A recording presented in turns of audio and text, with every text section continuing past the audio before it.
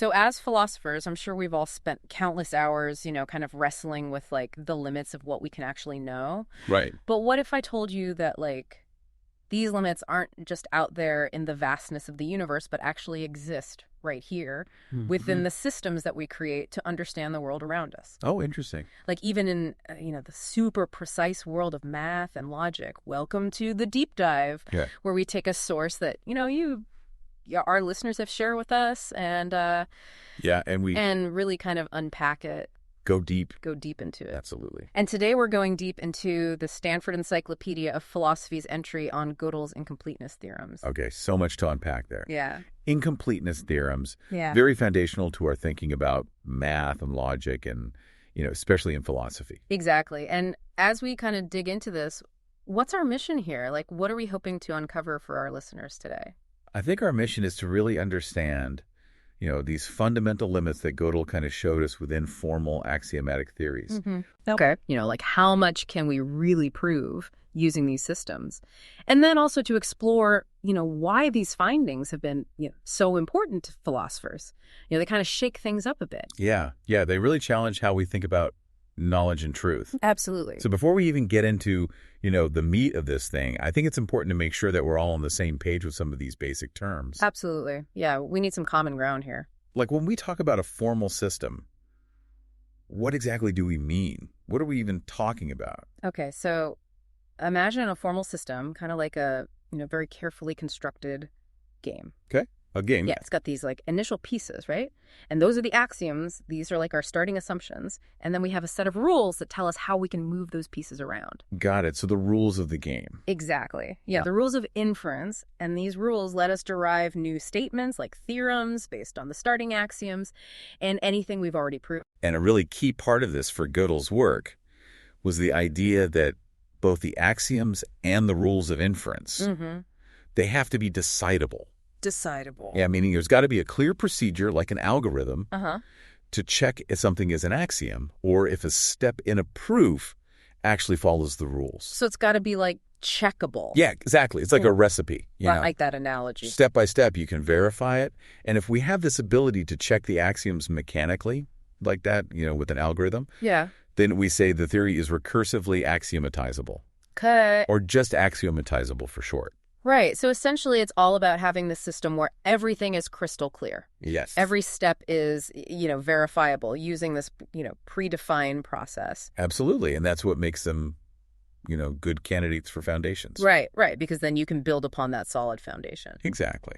Now, what about these ideas of consistency and completeness? Where do they fit into all of this? Right. So consistency basically means that within our formal system, we can't derive both a statement and its negation. Okay. Like we don't want any contradictions. Right. It has to be coherent. Yeah, exactly. Consistency is crucial because if a system can prove a contradiction, then it can actually prove anything. Anything. Yeah, anything at all, which makes it kind of useless. Right. Because it becomes trivially complete, meaning it can prove everything but is meaningless. Okay, so consistency is like the bedrock. Exactly. Now, completeness, on the other hand, what's that about?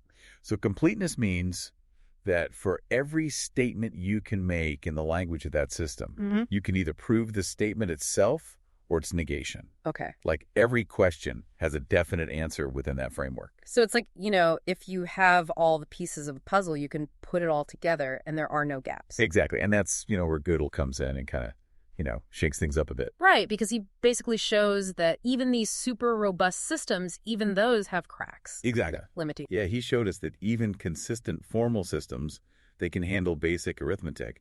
They still have these blind spots. Wow. And that's what his first incompleteness theorem is all about. Okay, so let's dive into that. Let's talk about the first incompleteness theorem. What exactly does it tell us? So in simple terms, it says that in any consistent formal system, let's call it F. Okay, F. That can express a certain amount of elementary arithmetic. There will always be statements that you can neither prove nor disprove within that system. Okay, so even with all the rules, even with all the axioms, there are still some things that you just can't figure out. Exactly. And what's really cool is that Gödel's proof doesn't just say, oh, yeah, these statements exist somewhere out there. Right. It actually shows us how to construct such a statement. Oh, wow. So it's not just a theoretical possibility we can actually create a statement that's undecidable within that system. That's incredible. Yeah, it's like a recipe for undecidability. It's not just a matter of us, not being smart enough to find the answer. It's that the answer doesn't exist within the rules of the system. Exactly. I think that's a really important point for us as philosophers because it challenges our assumptions about what's knowable. Absolutely. Now, you mentioned that the system has to be able to handle a certain amount of elementary arithmetic. Mm-hmm. What exactly does that mean? What's the bare minimum for this incompleteness to kick in? So the weakest system that we usually talk about in this context is called Robinson arithmetic, often denoted as Q. Q, okay. It's a really stripped-down system with only 7 axioms that deal with 0. The successor function addition and multiplication. Okay, so like really basic stuff. Yeah, super basic. And it's pretty amazing that even in such a simple system, we still run into this incompleteness. Wow. It's like the incompleteness is lurking right there at the very foundation of arithmetic. Okay, so can you just remind us quickly what those 7 axioms of Q are, just so we can kind of wrap our heads around how simple it is? Sure. So the first one says that 0 is never the successor of any number. The second one says that if 2 numbers have the same successor, then they must be the same number. Mm-hmm. The third one says that every number except for 0 has a predecessor. Right. The fourth one says that adding 0 to a number leaves it unchanged. Okay. The fifth one is about how addition works with successors. Mm-hmm. The sixth one says that anything multiplied by 0 is 0. Right. And the seventh one is about how multiplication works with successors. Okay, so these are all pretty straightforward, self-evident truths about numbers. Right. But it's kind of mind-blowing to think that even a system built on these simple ideas can be incomplete. Exactly. It challenges our intuition about how arithmetic works. It does. And you mentioned earlier that, if we add the principle of induction to Q, we get P in arithmetic or PA. Yes, that's right. PA is a much stronger system because it includes this incredibly powerful tool of induction, which basically lets us prove things about all natural numbers at once. Right, because if something is true for 0, and if it's true for n, then it's true for n plus 1. Exactly. Then it must be true for all natural numbers. Precisely. And that's a game changer. But even PA, with all its power, is still subject to Gödel's incompleteness. Right. So even with induction, there are still true statements about numbers that we can't prove within PA. Exactly. And that's kind of the profound message here. Now, you also mentioned this other system called primitive recursive arithmetic, or PRA. Right. PRA kind of sits between Q and PA in terms of its strength. Okay. It includes all the axioms of Q, and it also includes these defining axioms for all primitive recursive functions, which are a very broad class of computable functions. Mm-hmm. But the key difference from PA is that the induction scheme in PRA is limited. Limited in what way? Well, it can only be used with formulas that don't have unbounded quantifiers like for all or there exists that range over all natural numbers.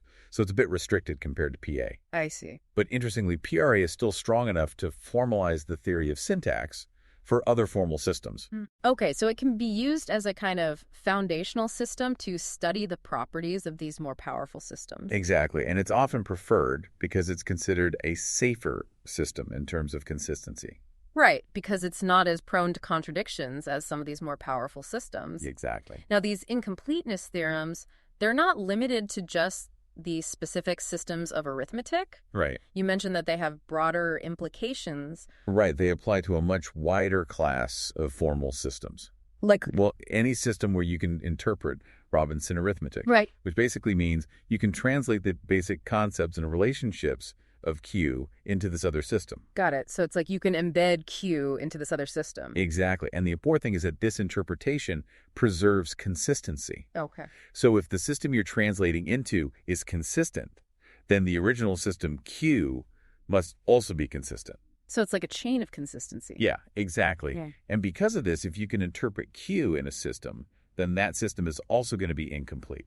So it's a pretty powerful result with far-reaching consequences. It really is, but are there any systems that deal with arithmetic that somehow manage to escape Gödel's theorems? Are there any systems that are both complete and consistent? Yeah, there are a few interesting exceptions. Like what? Well, one example is Pressburger arithmetic, which only deals with addition of natural numbers. It doesn't have multiplication. Okay. And it turns out that Pressburger arithmetic is both complete and decidable. Decidable meaning what? Meaning that there's an algorithm that can determine for any given statement whether it's a theorem or not. Got it. So it's a very nice system in that sense. But it's also limited in what it can express, right? Exactly. Yeah, that's the trade-off. Okay. Are there any other examples? Another example is the theory of multiplication of positive integers. That's also complete and decidable. Okay. But again, it's a pretty restricted theory. Right.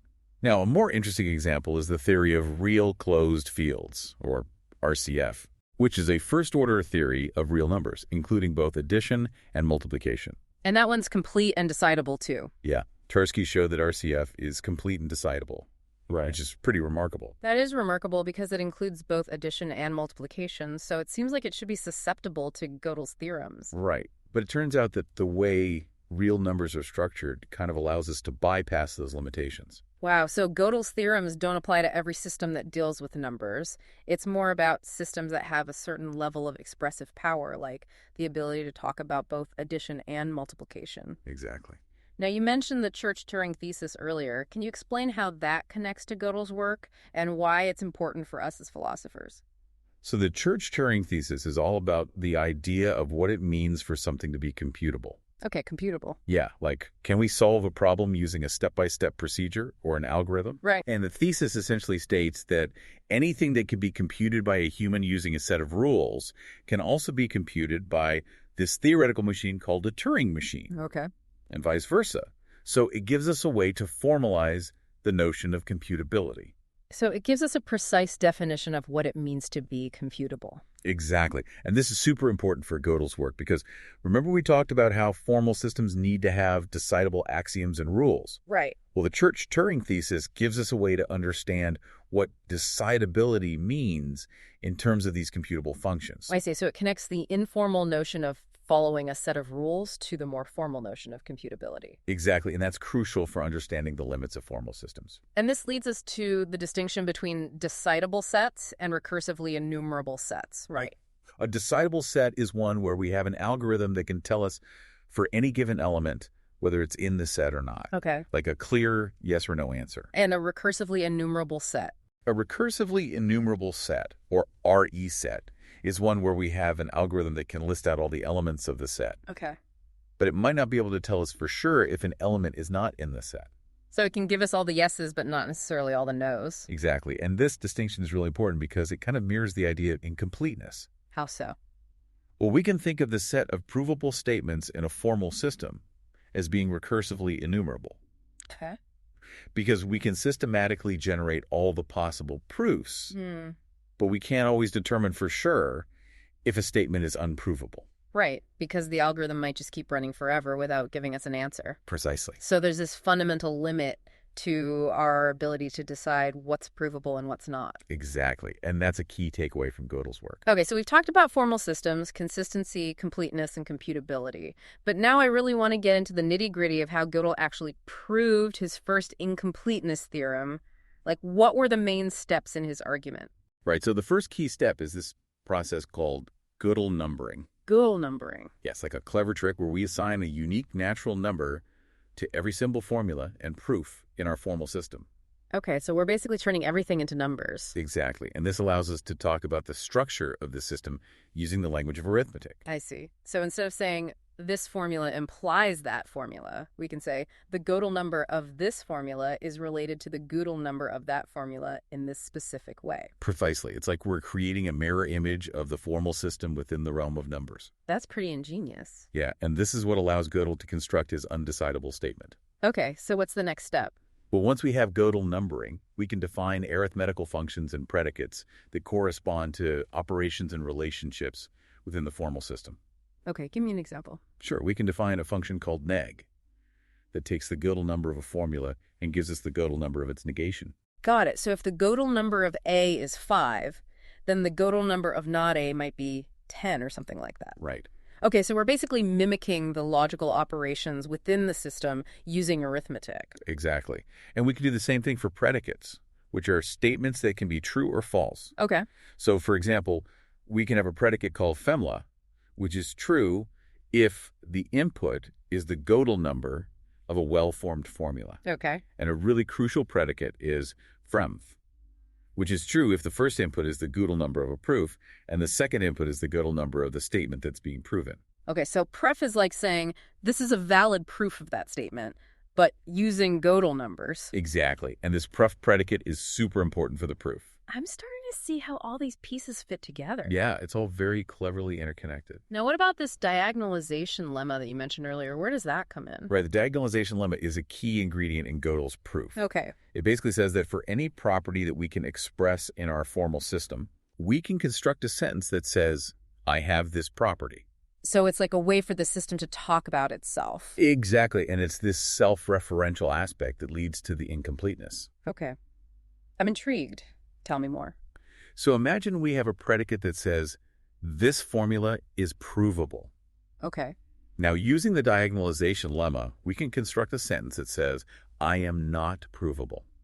Wow. So it's like the sentence is referring to itself. Exactly, and this is what Gödel called the Gödel sentence. The Gödel sentence. And it's this sentence that can neither be proven nor disproven within the system.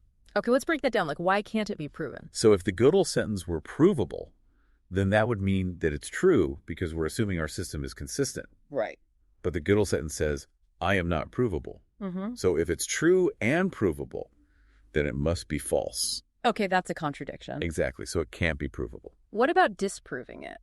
Can the system prove that the Gödel sentence is false? Well, if the system could prove that the Gödel sentence is false, then that would mean the Gödel sentence is actually true. Right, because it says, I am not provable. Exactly. And if it's true, then it should be provable because we're assuming our system is complete. Okay, so again, we have a contradiction. Right. So the Gödel sentence can't be proven true and it can't be proven false. It's just stuck in this weird limbo state. Exactly. It's undecidable. And that's the essence of the first incompleteness theorem. That's the heart of it. And it all comes down to this clever use of self-reference. Precisely. It's like a logical Ouroboros. The sentence is biting its own tail. I love that analogy. And you mentioned earlier that this Gödel sentence can be seen as true but unprovable. Can you unpack that a bit more for us? Sure. So if we assume our system is consistent, meaning it doesn't prove any contradictions, right, then the Gödel sentence, which says, I am not provable, must actually be true. Okay, why is that? Well, if it were false, then it would be provable. But we already showed that if it's provable, then it leads to a contradiction. Right, so it must be true. Exactly. But the system can't prove it because of its self-referential nature. So it's true, but unprovable within the system. Precisely. That's a pretty profound idea for us as philosophers because it shows a fundamental limit to what we can know using formal systems. Absolutely. Now, you also briefly mentioned Rosser's refinement of Gödel's proof. Can you tell us a bit more about that? Right. Rosser found a way to prove a slightly stronger version of the first incompleteness theorem. Okay, how so? Well, Gödel's original proof relied on this assumption called omega consistency, which is a bit stronger than just plain consistency. Okay. Rosser managed to avoid using omega consistency and instead just relied on the standard notion of consistency. So he weakened the assumptions needed for the proof. Exactly. He did this by constructing a slightly more sophisticated version of the Gödel sentence. Interesting. His sentence is still undecidable, but it doesn't require this extra assumption of omega consistency. So it's like a more robust version of the incompleteness theorem.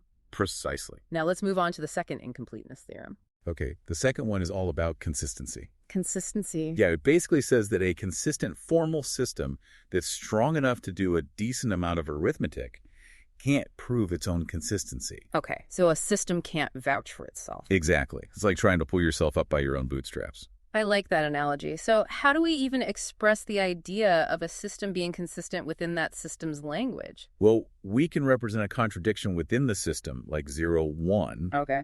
And then we can say that the system is consistent if it can't prove this contradiction. Right. So it's like saying, I can't prove something that's obviously false, therefore I must be consistent. Exactly. And the second incompleteness theorem says that this statement of consistency can't be proven within the system itself. Wow. That's a pretty deep result. Yeah. It has some profound implications for the foundations of mathematics. Absolutely. And you mentioned that there's a more philosophical angle to the second theorem, that it's more intentional. What do you mean by that? Right. So the first theorem is more about the existence of some unprovable statement, while the second theorem is about the unprovability of a specific statement, the statement that expresses the system's own consistency.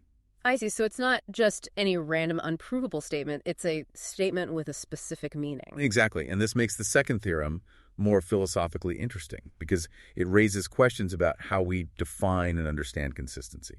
Now, you also mentioned these things called Loeb's derivability conditions. Right. These conditions are kind of like a set of rules that a good provability predicate should follow. A provability predicate. Remind me what that is. It's a formula in the system that expresses the idea of this statement is provable. Okay. And Loeb's conditions basically ensure that the provability predicate behaves in a sensible way. Okay, can you give me an example of one of these conditions? Sure. One condition is that if a statement is provable in the system, then the system should be able to prove that the statement is provable. Okay, that makes sense. It's like the system should be aware of its own proofs. Exactly. Yeah. And if a provability predicate satisfies these conditions, then the second incompleteness theorem holds. I see. So it's like a guarantee that the system can't prove its own consistency.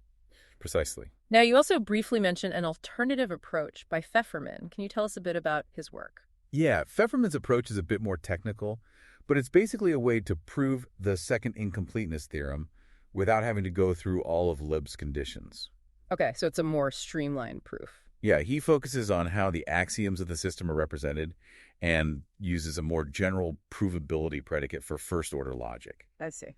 And his version of the theorem basically says that if a system is consistent and its axioms can be represented in a certain way, then it can't prove its own consistency. So it's kind of a different way of getting to the same conclusion. Exactly. Now, these incompleteness theorems, they've had a huge impact on our understanding of the foundations of mathematics and logic. But I want to focus on the philosophical implications. Like, what do they tell us about the nature of knowledge and oath? Right. They raise some really deep questions about the limits of what we can know and prove. Exactly. So let's start with Tarski's undefinability theorem. How does that relate to Gödel's findings? So Tarski's theorem is about the notion of truth. Truth?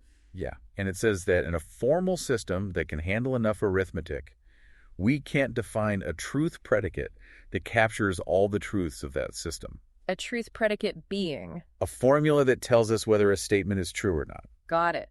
And Tarski's theorem basically says that such a truth predicate can't exist. Why not? Well, because if it did, we could use it to construct a version of the liar paradox. The liar paradox. Yeah, the statement that says this statement is false. Right, which leads to a contradiction. Exactly. And that's why we can't have a consistent truth predicate within the system. So it's like the system can't fully grasp the concept of truth. Yeah, it's limited in its ability to reflect on its own semantics. Okay, and how does this connect to Gödel's incompleteness? Well, both theorems are essentially about self-reference. Self-reference? Yeah, Gödel's theorem uses self-reference to construct an undecidable statement. And Tarski's theorem uses self-reference to show that truth is undefinable. So it's like self-reference is this kind of fundamental limit to what formal systems can do. Exactly. Now, what about the decidability of formal theories? How do Gödel's theorems affect that? Well, a theory is decidable if there's an algorithm that can tell us whether any given statement is a theorem or not. Right. And Gödel's theorems show that any theory that's strong enough to handle basic arithmetic is undecidable. Undecidable meaning? Meaning there's no algorithm that can decide all its theorems. Wow. So even though we have these beautifully structured formal systems, there are still questions that we can't answer using any mechanical procedure. Precisely. And this has some pretty deep philosophical implications, right? Because it means there are limits to what we can know using pure logic and computation. Absolutely. Now, you mentioned earlier these things called reflection principles and Loeb's theorem. Can you explain those in detail and tell us why they're important for our discussion? Sure. So reflection principles are basically statements that express the soundness of a system within the system itself. Soundness meaning? Meaning that if the system proves a statement, then that statement is actually true. Okay. And Loeb's theorem gives us a precise characterization of which reflection principles are provable. Okay. What does that mean? It says that a reflection principle is provable only if the statement it's reflecting on is already provable. So it's like saying, if I can prove A, then I can prove that I can prove A. Exactly. And this has implications for the relationship between provability and truth. Right, because it means that a system can only reflect on those truths that it can already access through its own proof mechanisms. Precisely. Now let's shift gears a bit and talk about Hilbert's 10th problem and the MRDP theorem. Okay. You mentioned earlier that this has something to do with Diophantine equations. What are those? They're polynomial equations where we're looking for integer solution. Okay, so equations where the variables can only be whole numbers. Right. And Hilbert's 10th problem was to find an algorithm that could decide for any given Diophantine equation whether it has a solution or not. Okay. And the MRDP theorem showed that no such algorithm exists. So it's undecidable. Exactly. And how does this connect to Gödel's incompleteness? Well, the MRDP theorem implies that there are Diophantine equations that have no solutions. But this fact can't be proven within certain formal systems, like PA. Wow. So it's a concrete example of a mathematical truth that's unprovable. Exactly. And this shows that incompleteness is not just about some abstract logical paradox. Right. It has real implications for actual mathematical problems. That's fascinating. And it reinforces the idea that there are limits to what formal systems can prove. Now, you mentioned earlier that there are other examples of unprovable statements besides Gödel's original sentence. Right, so Gödel's sentence was kind of artificially constructed for the purpose of the proof. Okay. But there are other statements that arise naturally in mathematics that are also unprovable. Well, one example is Goodstein's theorem, which is a statement about certain sequences of numbers. Okay. And it's been proven that Goodstein's theorem is unprovable in PA. Wow. So it's a true statement, but we can't prove it using the standard axioms of arithmetic. Exactly. Are there any other examples? Yeah, another famous example is the Paris-Harrington theorem, which is a statement in combinatorics. Okay. And it's also been proven to be unprovable in PA. So there are multiple examples of these unprovable truths out there. Exactly. And this just further emphasizes the limitations of formal systems. Okay, so we've talked about a lot of technical stuff, but now I want to get back to the big picture philosophical implications of all this. Sure. Like, what do Gödel's theorems tell us about the nature of mathematics and the limits of human knowledge? Well, they definitely challenge some of our assumptions about the foundations of mathematics. How so? Well, Hilbert's program, for example, was this ambitious project to find a consistent and complete axiomatic basis for all of mathematics. Okay. But Gödel's theorems showed that this is impossible. Right, because no sufficiently powerful system can prove its own consistency. Exactly. So it kind of put a damper on Hilbert's program. And what about logicism? The idea that all of mathematics can be reduced to logic? Well, Gödel's theorems have implications for logicism, too. In what way? Well, if there are true mathematical statements that are unprovable in any formal system, then that raises questions about whether mathematics can really be reduced to just logic. I see, because logic itself seems to have these limitations. Right. And what about the broader epistemological implications? Like, what do Gödel's theorems tell us about the nature of knowledge? Well, some philosophers have interpreted them as evidence for the existence of mathematical truths that are not accessible through pure reason. Okay. Like, we can't just derive them from a set of axioms. We need some kind of intuition or insight. I see. So it's like there's a limit to what we can know using formal systems. Exactly. And this has led to debates about the nature of mathematical knowledge and the role of human intuition. And then there are those Gödelian arguments against mechanism, which claim that Gödel's theorems prove that the human mind is not a machine. Right. But those arguments are pretty controversial. Yeah, I mean, they're based on the idea that humans can somehow grasp the truth of Gödel sentences while machines can't. But it's not clear that this is actually the case. Right. And there are a lot of counter-arguments to those Gödelian arguments. So I think the main takeaway is that Gödel's theorems raise a lot of really deep and fascinating questions about the nature of mathematics logic and the human mind. Absolutely. They're incredibly thought-provoking results. So to kind of sum this all up, Gödel's incompleteness theorems tell us that even in the most rigorous and formal systems of mathematics, there will always be statements that we can't prove or disprove. Right. And that these systems can't even prove their own consistency. Exactly. It's like there's this fundamental limit to what we can know and prove using formal methods. And these findings have had a profound impact on our understanding of mathematics, logic, and even the nature of knowledge itself. Absolutely. And as we kind of wrap up here, I want to leave our listeners with a final thought-provoking question. Yeah.